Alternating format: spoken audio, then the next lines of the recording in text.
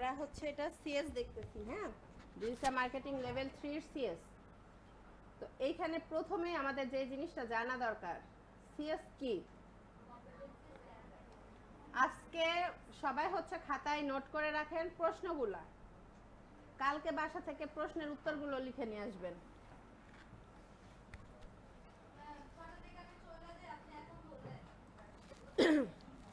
হ্যাঁ, সিএস কি তাহলে কি? A competence standard is a written specification of the knowledge, skills and attitudes required for the performance of an occupation, trade or job corresponding to the industry standard of performance required in the workplace.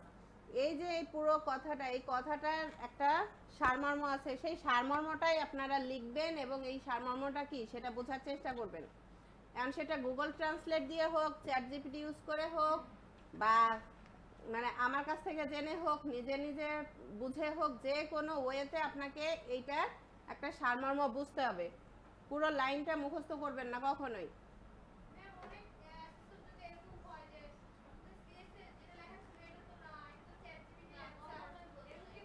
না, কখনোই না। আপনার এই CS কি, এটা হচ্ছে knowledge, skills, অ্যাটিটিউডের ভিত্তিতে একটা কম্পিটেন্সি দেওয়া হয়। সেই কম্পিটেন্সি হতে হলে আমার কি কি প্রয়োজন তার একটা লিখিত স্পেসিফিকেশন হচ্ছে সিএস। এই কথাটাই আপনি জাস্ট বলবেন। তারপরে সিএস এর উদ্দেশ্য কি? Provide a consistent and reliable set of components for training, recognizing and assessing people's skills and may also have optional support materials. অর্থাৎ এই সিএস এর উদ্দেশ্য কি কি? এই যে কম্পোনেন্টগুলো, যেমন training, recognizing and assessing people's skills, এই যে এই বিষয়গুলো কি করা? প্রোভাইড করা। enable industry recognized qualifications to be awarded through direct assessment of workplace competencies. ইন্ডাস্ট্রিতে যে রিকোয়ারমেন্টগুলো প্রয়োজন হয়, যে কোয়ালিফিকেশন দরকার, সেটা ডিরেক্ট অ্যাসেসমেন্টের মাধ্যমে প্রদান করা। encourage the development and delivery of flexible training which suits individuals and industry requirements. অর্থাৎ আপনার ফ্লেক্সিবল ট্রেনিং ডেলিভার করা এবং ডেভেলপমেন্ট করা। স্পেসিফিক বলতে কি বোঝাচ্ছে? যে আপনার মনে করেন আপনি শুধু গ্রাফিক ডিজাইন শিখবেন, তাহলে আপনাকে গ্রাফিক ডিজাইনের জন্য যা যা প্রয়োজন সেটাই শেখানো হবে। বা গ্রাফিক ডিজাইনের ইন্ডাস্ট্রিগুলো ওই কাজ করতে গেলে ওই সেক্টর কি কি চাচ্ছে সেই বিষয়গুলো আপনাকে শেখানো হবে। ঠিক ডিজিটাল মার্কেটিংয়ের ক্ষেত্রেও তাই। এটাই হচ্ছে সিএস এর উদ্দেশ্য। তাহলে সিএস এর উদ্দেশ্য কি? এই যে এই 4টা পয়েন্ট থেকে মেইন 4টা কথা আপনারা বলবেন, ঠিক আছে? হ্যাঁ, এই 4টাই হচ্ছে পারপাস। এই 4টা থেকে মেইন যে ওয়ার্ডটা, সেই ওয়ার্ডটা আপনারা ইউজ করবেন। তারপর কম্পিটেন্সি স্ট্যান্ডার্ড ডেভেলপ হয়েছে কিসের জন্য? আইসিটি সেক্টরে আমরা এখন যেই রিকোয়ারমেন্টগুলো প্রয়োজন সেগুলো জানতে পারবো, তাই না? এই কারণে এই সিএসটা ডেভেলপ করা হয়েছে। অর্থাৎ আমরা কোন সেক্টরের আন্ডারে আছি? ICT sector. আমাদের অকুপেশনের নাম কি? Digital marketing for freelancing level কত? এই বিষয়গুলো যেন ভুল না হয়। আচ্ছা, তারপরে দেখেন না, এটা এমনি জিজ্ঞেস করতে পারে যে ডিজিটাল মার্কেটিং এর এটা কোন সেক্টরের অধীন? হ্যাঁ, ডিজিটাল মার্কেটিং ফর ফ্রিল্যান্সিং এটা হচ্ছে আইসিটি সেক্টরের অধীনে, ঠিক আছে? তারপর কম্পিটেন্সি স্ট্যান্ডার্ডে কি থাকে? কতগুলো ইউনিট অফ কম্পিটেন্সি সমন্বয়ে কম্পিটেন্সি স্ট্যান্ডার্ড গঠিত হয়। অর্থাৎ একটা সিএস এর মধ্যে কতগুলো ইউনিট অফ কম্পিটেন্সি থাকে। এখন সেটা একটাও থাকতে পারে, একাধিকও থাকতে পারে, ঠিক আছে?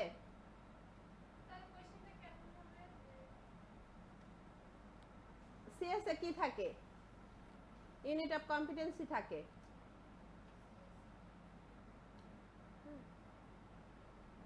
তারপর এই unit of competency describe a distinct work activity that would normally be undertaken by one person in accordance with industry standards. অর্থাৎ একটা ইউনিট অফ কম্পিটেন্সি কি থাকে? নির্দিষ্ট একটা কোনো কাজের ওপরে বিস্তারিত বর্ণনা করা থাকে। বুঝতে পেরেছি? ইউনিট অফ কম্পিটেন্সি গুলো কিভাবে স্ট্যান্ডার্ড হয়, অর্থাৎ ইউনিট অফ কম্পিটেন্সিতে কি কি থাকে? 8টা অপশন থাকে। কি কি? ইউনিট টাইটেল, অর্থাৎ এটা যেই বিষয়ের সে বিষয়ের টাইটেলটা।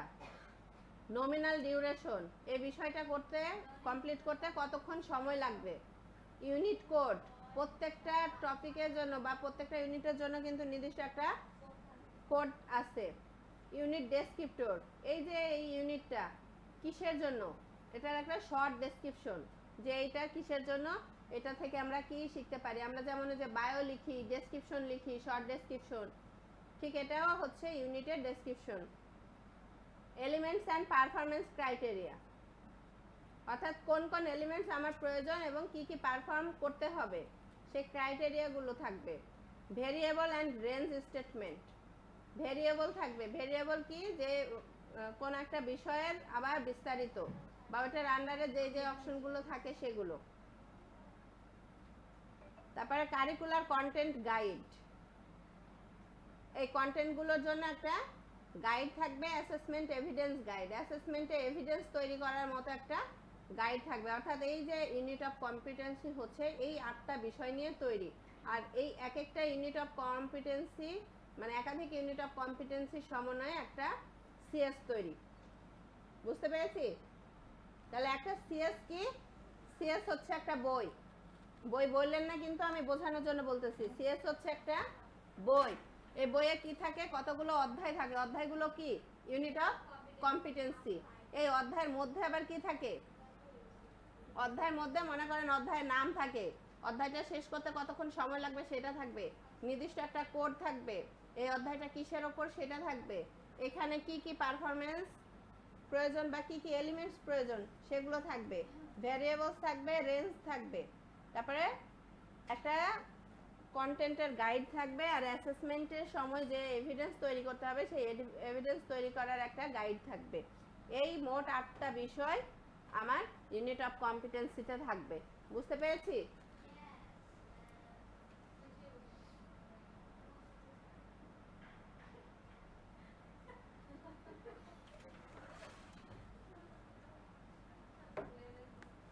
আচ্ছা, আমরা এখানে 6টা লেভেল দেখতে পাচ্ছি, তাই না? বিওএনকিউএফ এর লেভেল কয়টা? 6টা। এনটিভিকিউএফ বলেন, এনএসকিউএফ বলেন, বিএনকিউএফ বলেন, এই 3টা যে কোনো একটা আসলেই লেভেল কয়টা? 6টা। প্রথম লেভেলে কি আছে? Basic skill worker. উনি কি করবে? দেখেন এই যে এটা হচ্ছে তার রেসপন্সিবিলিটি, এটা হচ্ছে নলেজ, তার কতটুকু জানতে হবে, এটা হচ্ছে স্কিলস, আর এটা হচ্ছে রেসপন্সিবিলিটি। নলেজ কেমন লাগবে? Elementary understanding of ability to interpret the underpinning knowledge in a specific study area. Specific কিন্তু able to interpret common occupational terms and instruction, অর্থাৎ কমন যে বিষয়গুলো সেগুলো সম্পর্কে সে ধারণা থাকবে এবং বলতে পারবে। স্পেসিফিক একটা বিষয়ের উপরে, যে স্পেসিফিক স্টাডি এরিয়া বেসিক স্কিলে, ঠিক আছে? তার রেসপন্সিবিলিটি কি? Work under direct supervision in a structured context with limited range of responsibilities, অর্থাৎ নির্দিষ্ট একটা দায়িত্বের মধ্যে থাকবে এবং কারো না কারো সুপারভিশনে থাকবে সে। অর্থাৎ তাকে মানে সে হচ্ছে একজন সুপারভাইজারের আন্ডারে কাজ করবে। সুপারভাইজার তাকে যতটুকু কাজ করতে বলবে বা যেটুকু বলবে সেটুকুর মধ্যেই সে সীমাবদ্ধ থাকবে। বুঝতে পেরেছি? তারপরে 2তে কি? Semi skilled.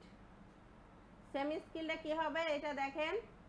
Specific work of study area ছিল, প্রথমটা ছিল কি? Elementary understanding of ability to interpret, আর এটা হচ্ছে basic understanding of underpinning knowledge in a specific area. অর্থাৎ ওপর একদম 1-এ ছিল হচ্ছে সে শুধুমাত্র মনে করেন ডিজিটাল মার্কেটিং কি এটা বলতে পারবে, আর দ্বিতীয়তে এসে ডিজিটাল মার্কেটিং জিনিসটা কি, কিভাবে হয়, কোথায় হয়, এই জিনিসগুলো সে জানবে। তৃতীয়তে এসে কি হবে? সে মডারেটলি ব্রড নলেজ অর্থাৎ এই যে ডিজিটাল মার্কেটিং সম্পর্কে তার একটা ব্রড নলেজ, মানে কি বিস্তারিত জ্ঞান থাকবে। তারপরে হচ্ছে able to perceive idea, say idea করতে পারবে। And abstract from drawing and design according to workplace requirements, অর্থাৎ সে অ্যাবস্ট্রাক্ট করতে পারবে হচ্ছে ড্রয়িং থেকে ডিজাইন পর্যন্ত, অর্থাৎ শুরু থেকে শেষ পর্যন্ত সে একটা প্ল্যান করতে পারবে, ডিজাইন করতে পারবে। বুঝতে পারছি? গ্রাফিক ডিজাইন হলে মনে করেন একটা ডিজাইন তৈরির জন্য তাকে আগে কি করতে হয়, স্কেচ করতে হয়। স্কেচ করার পর থেকে একদম ফাইনাল আউটপুট প্রিন্ট করার মতো তৈরি করার এই যে জ্ঞানটুকু থাকতে হবে, অর্থাৎ আপনার শুরু থেকে শেষ পর্যন্ত কাজ করার ক্ষমতাটা আপনার থাকতে হবে, এবং নলেজও থাকতে হবে কি ব্রড। এখানে রেসপন্সিবিলিটি দেখেন, work or study under supervision with considerable autonomy, participate in teams and responsible for group coordination, অর্থাৎ সে সুপারভিশনের আন্ডারেই থাকবে কিন্তু কনসিডারেবল, অর্থাৎ সুপারভাইজার কিন্তু তাকে বলবে না যে এই কাজটা করো, এভাবে করো, ওইভাবে করো, এটা বলবে না, কিন্তু তাকে কি করবে, গাইডও দিবে না, জাস্ট হ্যাঁ কাজ দিয়ে দিবে। আর হচ্ছে আপনি একটা টিম ওয়াইজ কাজ করতে পারার মতন যোগ্যতা থাকতে হবে।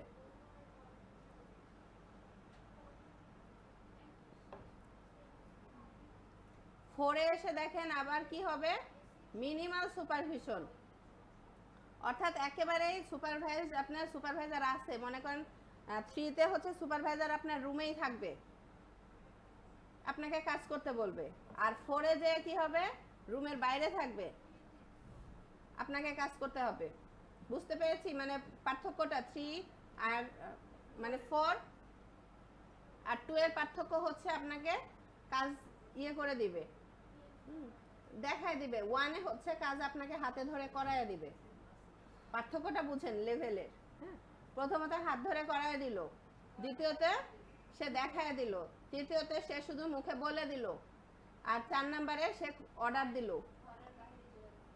কাজ করতে অর্ডার দিয়ে মনে করেন সে নাই, আপনাকে আপনার মতো কাজ করে তার কাছে সাবমিট করতে হবে। কোনো কিছুর প্রয়োজন হলে সাজেশন লাগলে আপনি সেটা নিতে পারবেন। 5-এ গিয়ে আপনার কি করতে হবে, work under guidance of management and self direction, অর্থাৎ ওই জায়গায় আপনি নিজে একজন লিডারের মতো।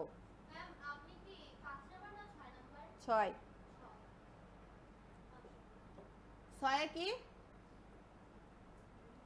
Comprehensive actual and theoretical knowledge. 5 হচ্ছে আপনার হচ্ছে নিজেই তখন টিম লিডার হিসেবে কাজ করবে। আর এটা কাজ করবে কিসের আন্ডারে, work under broad guidance and self motivation to execute strategic and operational plans, অর্থাৎ যে কোনো ধরনের প্ল্যান নিজেকেই নিজের করতে হবে, নিজেকেই নিজের মোটিভেট করতে হবে, কারো মোটিভেটের আশায় থাকলে দিন চলবে না। বুঝতে পেরেছি? তাহলে আমরা কে কোন পর্যায়ের কোন স্কিলটা দিচ্ছি, কোন লেভেল দিচ্ছি, সেটা অনুযায়ী আমাদের বাচ্চামিটা দূরে রাখতে হবে। বুঝতে পেরেছি? এ হচ্ছে আমাদের লেভেল গেল। তারপরে যে অ্যাব্রিভিয়েশনগুলো, এগুলো বলেছিলাম প্রতিদিন একটু করে দেখবেন। এগুলো ডিরেক্ট পরীক্ষায় আসে না, কিন্তু যদি জিজ্ঞেস করে ফেলে ওই যে দাদার নাম না বলতে পারার মতো কাহিনী হয়ে যাবে।